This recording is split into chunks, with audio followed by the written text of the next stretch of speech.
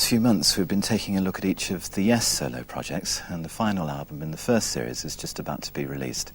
It's called Elias of Sunnilo, and Jon Anderson's here with me to talk about the album. But first of all, let's listen to a track and a song called To the Runner.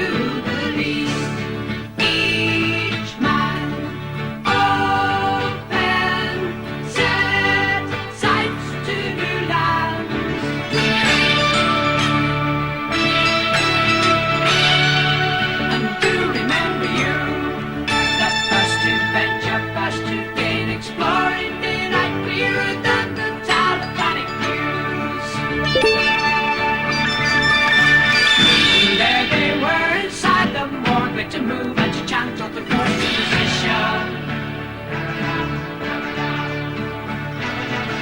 As rhythm raced inside the ship came alive and was struck to the soul of ascension. And raised their head to space beyond all the mass of the mountains, the sun they were headed.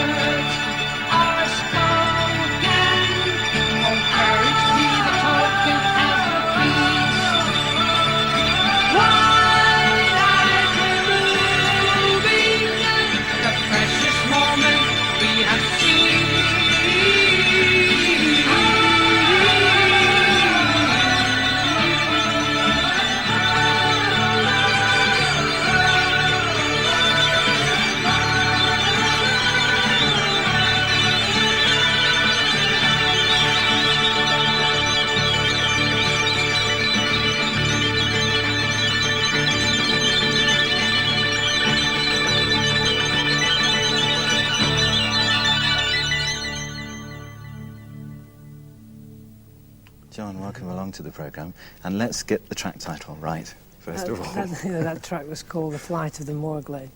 Right, okay. Nearly right. Nearly right, yeah, nearly right. The album's late, isn't it? Yeah, about 5 months late, in fact. I originally planned to do it in 2 months, having already recorded it once on 8-track, and then I got into 24-track, and it just seemed to go on and on.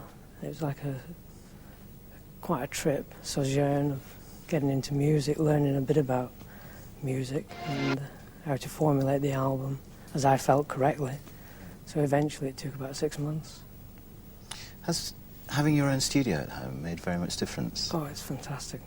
It gives you the amount of time that you really need if you're going to get involved in your own possibilities and reactions to situations, and you don't have to worry too much about the financial aspect of it, you know, how much it's going to cost at the end.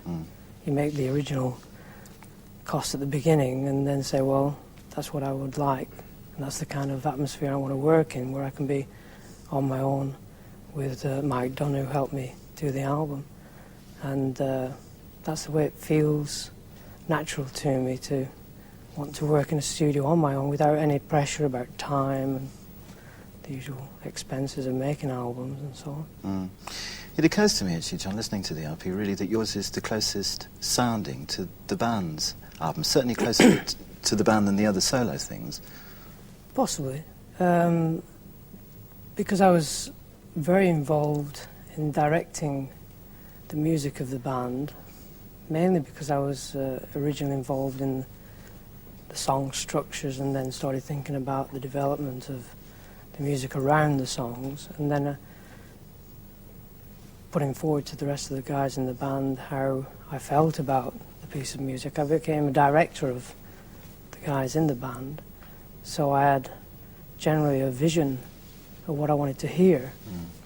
And by discussing various ideas, eventually you come up with something you didn't really hear in the first place. You had a sort of vision of the style of music it would be, but with the effect of 4 musicians like her and Yes, you know, it's bound to develop, and that's the way it always became. And so when I did my own album, it was a question of having the vision in the first place to want to present a story, which Elias is about a story, and the music to be compatible to the story.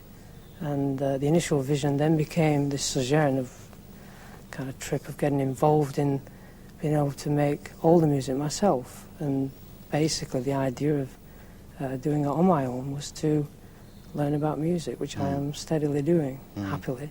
Because all the albums have come out fairly close to one another, John, haven't they? Was it a conscious decision within the band that you should all make a solo album at this time? I think most musicians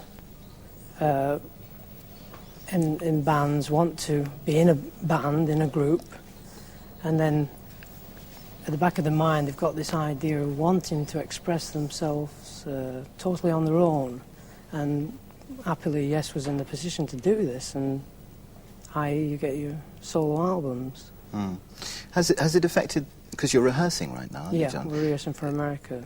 The fact that you split off to do your solo things, has it affected the working relationship now? Has it changed it at all? It makes it more involved when we got back together again. It made it more, the possibilities became endless, it seems, and basically we said to ourselves earlier this year, about March, that it would be good to present the group as it is at the moment, being a solo album situation, so we can go on tour and play some Yes music, but also represent each person as a very valid statement, i.e. the record, and then to do the odd track on stage. And that became very apparent to us to want to do. In the event, the more important things that I'm sure we're all thinking about is the next album that we put together later this year. I wish we had time to talk about that too, actually, John, but we've got to stop. Oh. There we are. Thanks very much for coming.